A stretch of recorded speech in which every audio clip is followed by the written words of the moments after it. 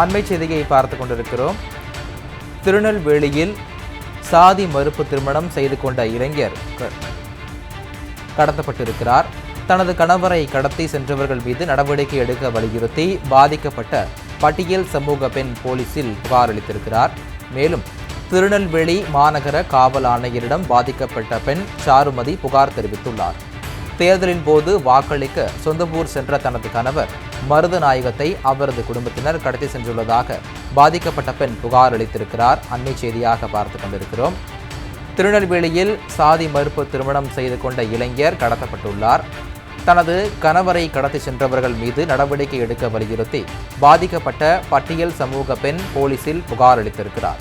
மேலும் திருநெல்வேலி மாநகர காவல் ஆணையரிடம் பாதிக்கப்பட்ட பெண் சாருமதி புகார் அளித்திருக்கிறார்.